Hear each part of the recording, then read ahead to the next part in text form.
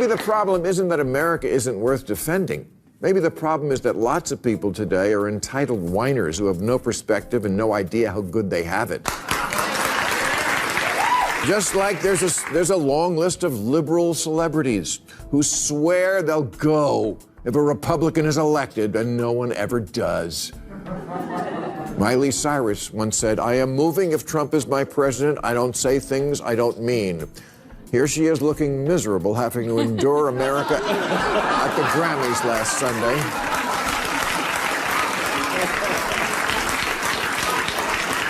I guess she flew back from Tajikistan.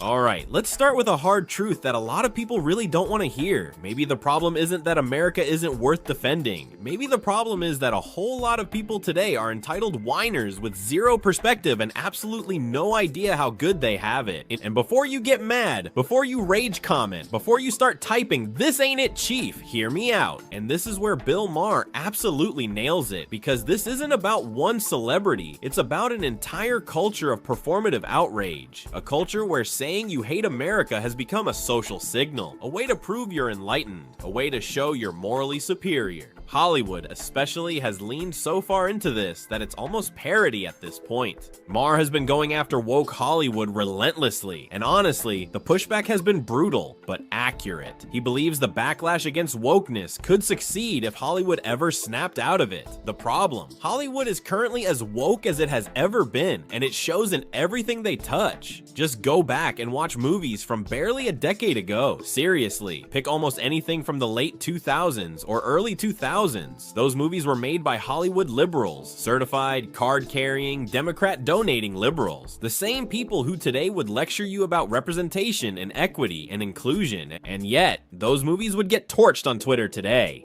Here's where Maher adds some desperately needed perspective. People today have no understanding of how progress actually works. Do you know who Time Magazine's Man of the Year was in 1973? Me neither, because who cares? The point is, it was still called Man of the Year, and Time Magazine, one of the most liberal institutions on the planet, didn't change that to Person of the Year until 1999. But let's talk about the progress part, because people today don't seem to have a realistic view of how progress works. For example, do you know who Time Magazine's Man of the Year was in that year of 1973?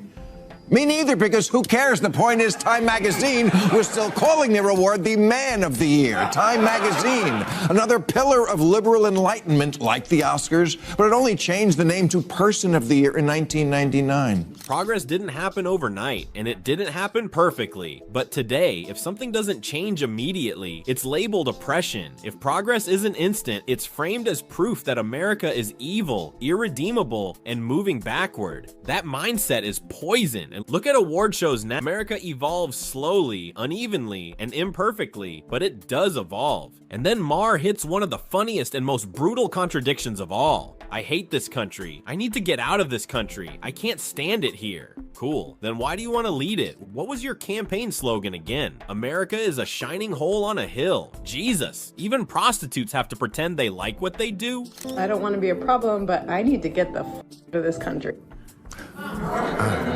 The out of this country. The one you want to be elected to a leadership position in?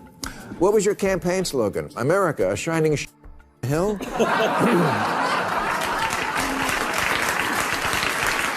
Jesus. Even prostitutes have to pretend they like what they do.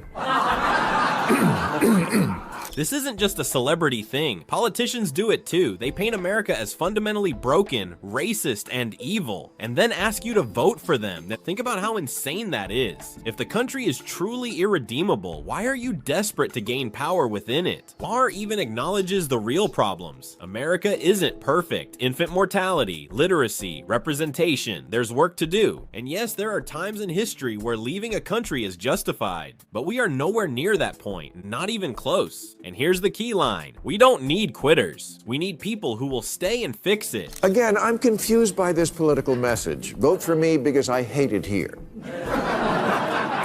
Now, does America have big problems? Yes, I've often cited the America sucks list. Things like being 54th in the world in infant mortality behind Cuba, 19th in literacy behind Russia, 72nd in female representation in government behind Iraq. A lot of work to do here.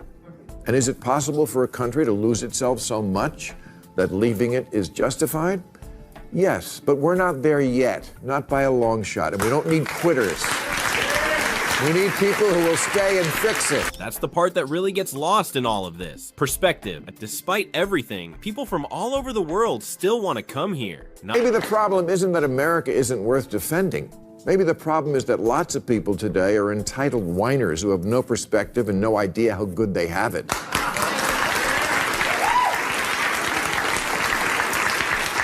59% of self-identified liberals say there have been times when they considered leaving America for good, like after NBC canceled The West Wing.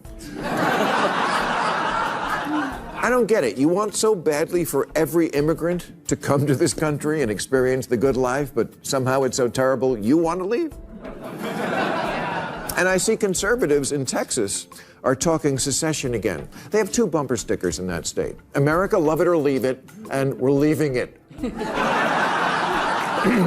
Here's another wild stat Maher drops. 59% of self-identified liberals say they've considered leaving America for good. After NBC canceled The West Wing, probably. And yet the same people want open borders. They want everyone to come here. They insist America is terrible, but also insist millions should move here to experience it. Everyone's losing their minds. Maher exposes the core hypocrisy of woke culture. America is framed as a dystopian hellscape, yet immigration is treated as a moral necessity. Both arguments cannot coexist honestly. People come to America because it offers freedom, safety, and opportunity. Denying that while benefiting from it is peak hypocrisy. And then we're back to celebrities making empty threats. Miley, again, still here. Because leaving would require sacrifice, comfort, wealth, influence. And that's the part nobody wants to give up. Then there's TikTok. 18-year-olds escaping America like they just fled North Korea. Just like there's a long list of liberal celebrities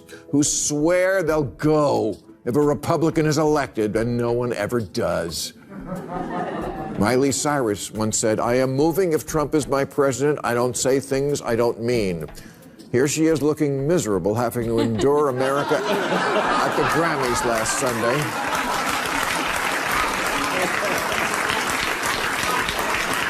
I guess she flew back from Tajikistan. Progress is slow, it's uneven, it's frustrating, but it's still progress. And instead of constant self-loathing, maybe what this country needs is honest criticism, real perspective, and a little gratitude for what still works, and what can still be improved. If you made it this far, drop your thoughts in the comments. Agree or disagree, I want to hear it. And don't forget to like, subscribe, and stick around for more.